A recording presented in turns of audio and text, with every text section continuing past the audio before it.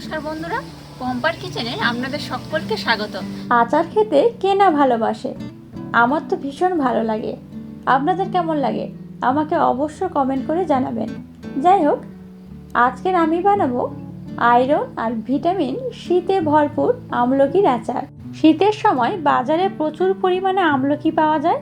এই আমলকি দিয়ে একবার আচার বানান, 4 থেকে 6 মাস স্টোর করে রেখে খেতে পারেন। আর এই আচারের টেস্ট হয় অসাধারণ। তাহলে চলুন শুরু করা যাক আজকের রেসিপি। আমলকির আচার বানানোর জন্য দেখুন এখানে আমি আমলকি নিয়েছি। আমলকিগুলোর গায়ে দেখুন পাতার দাগ রয়েছে। আমি এই আমলকিগুলো প্রথমে খুব ভালোভাবে ধুয়ে নেব। দেখুন আমলকিগুলো আমি খুব ভালোভাবে ধুয়ে পরিষ্কার করে নিয়েছি।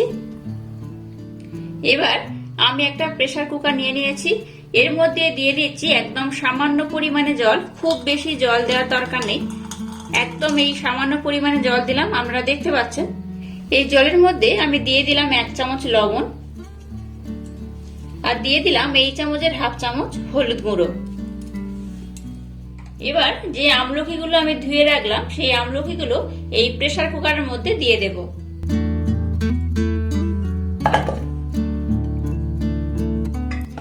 দেখুন একদম অল্প পরিমাণে জল দিয়ে এই আমলকিগুলো আমি সব দিয়ে দিয়েছি। আমলকিটাকে খুব ভালোভাবে ধুয়ে কিন্তু এই প্রসেসটা করবেন, কারণ আমলকি মধ্যে যে জলটা আমি দিয়েছি এই জলটা আমি ব্যবহার করব। এবার প্রেসার কুকারটা আমি ঢাকা দিয়ে দিলাম। প্রেসার কুকারটা গ্যাসের মধ্যে বসিয়ে আমি এখানে 2 থেকে 3টে সিটি দিয়ে নামিয়ে নেব।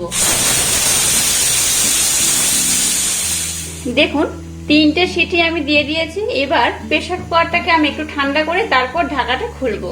প্রেসার কুকারটা খুব ভালোভাবে ঠান্ডা হয়ে গেছে, আমি এখানে হাত দিতে পারছি। এবার প্রেসার কুকারটা ঢাকা আমি খুলে নেব। দেখলেন তো প্রেসার কুকারের মধ্যে এটা আমি সিদ্ধ করেছিলাম, এটা খুব ভালোভাবে সিদ্ধ হয়ে গেছে। দেখুন চাপ দিলেই এটা ফেটে যাচ্ছে, দেখুন দানা বার হয়ে যাচ্ছে, তার মানে আমার আমলকিটা খুব ভালোভাবে সিদ্ধ হয়ে গেছে। এবার এটাকে আমি একটা পাত্রে ঢেলে নেব।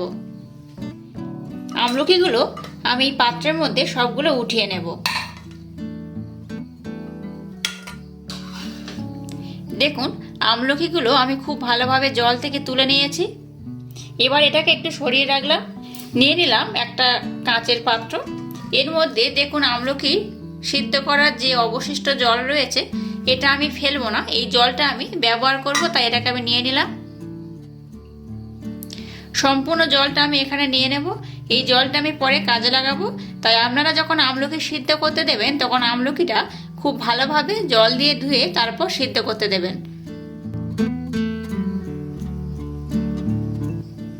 দেখুন এবার যে আমলকিগুলো আমি সিদ্ধ করলাম সেই আমলকিগুলো একটু চাপ দিয়ে, দেখুন চাপ দিলে এগুলো ছেড়ে যাচ্ছে আঁটি থেকে এগুলোকে বার করে নিতে হবে। এইভাবে আঁটিটা আমি বাদ দেব, আর আঁটিটা বাদ দিয়ে সমস্ত অংশ আমি এইভাবে ছাড়িয়ে নেব। আমি কিন্তু এখানে প্রেসার কুকারে মোট 3টে সিটি দিয়েছি, বেশি সিটি দেওয়ার দরকার নেই। 3টে দিতেই এইভাবে খুব সুন্দরভাবে সিদ্ধ হয়ে গেছে। এইভাবে সমস্ত আমলকিগুলো আঁটি থেকে আমি ভালোভাবে ছাড়িয়ে নেব।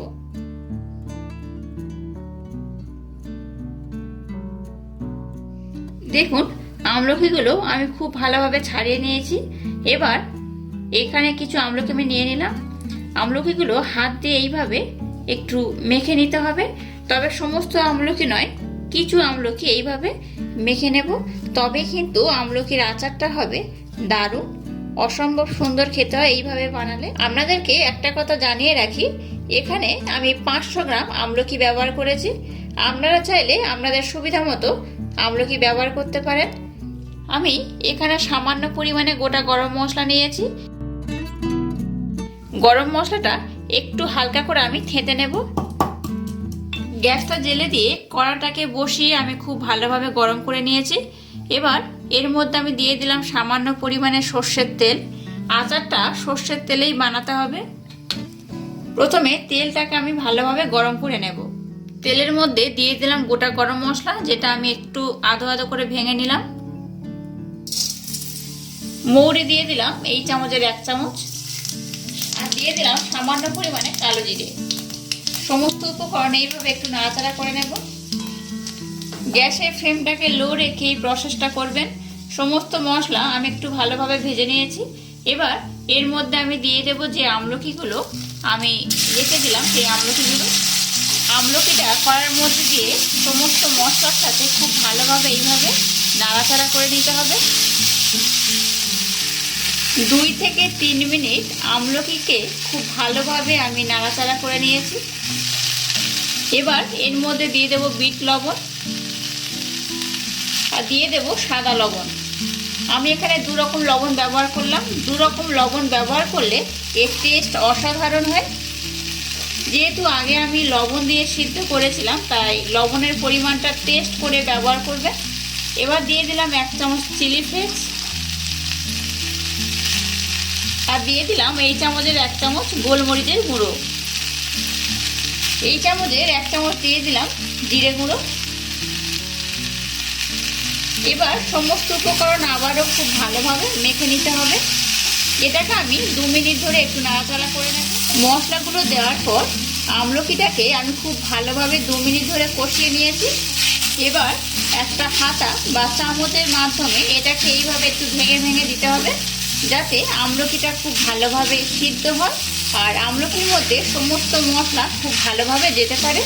তবে কিন্তু আচারটা টেস্ট হবে দুর্দান্ত।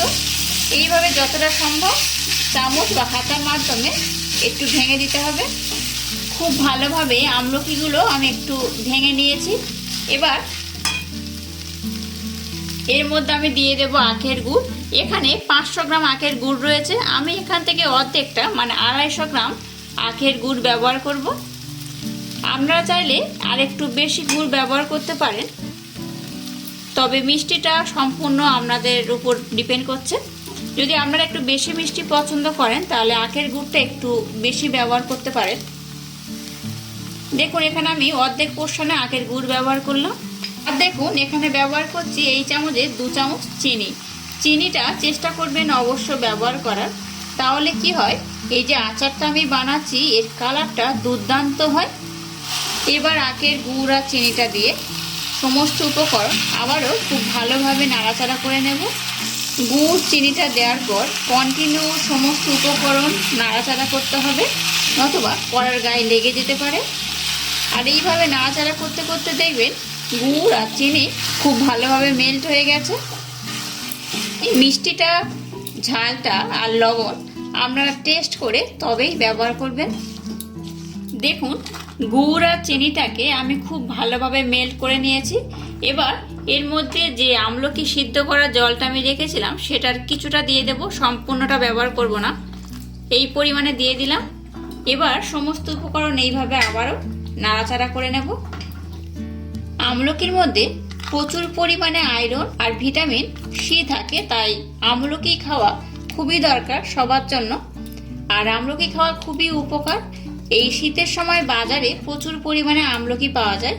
চেষ্টা করবেন এই সময় আমলকির আচার বানিয়ে স্টোর করে রাখার। এই শীতের সময় চেষ্টা করবেন আমলকির আচার একটু বাড়িতে বানিয়ে রাখতে। এগুলোর টেস্ট দুর্দান্ত হয়। আর দেখুন কত সুন্দর দেখতে হয়েছে। এবার এটাকে আমি কন্টিনিউ এইভাবে নাড়াচাড়া করব। গ্যাসের ফ্লেমটাকে অবশ্য লো রেখে এই প্রসেসটা করবেন। দেখুন আচারটা একদম রেডি হয়ে গেছে আর কত সুন্দর হয়েছে। এখানে আমি আর একটা উপকরণ অ্যাড করব, সেটা দিলেই আচারটা আমার একদম কমপ্লিট হয়ে যাবে। এখানে আমি পাতিলেবুর রস নিয়েছি। আমি সম্পূর্ণ একটা পাতিলেবু ব্যবহার করিনি, অর্ধেক একটা পাতিলেবুর রস আমি ব্যবহার করেছি। পাতিলেবুর রসটা দেওয়ার পর আচারটা আমি আর একবার খুব ভালোভাবে মিক্সড করে নেব। আর দেখুন কত সুন্দর দেখতে হয়েছে, দারুণ লোভনীয় দেখতে হয়েছে। আর এগুলোর টেস্টও অসাধারণ হয়। অবশ্য একবার আমার মতো করে এই আমলকির আচারটা বানিয়ে দেখবেন। দেখুন আচারটা একদম রেডি হয়ে গেছে আর কত লোভনীয়, কত সুন্দর দেখতে হয়েছে।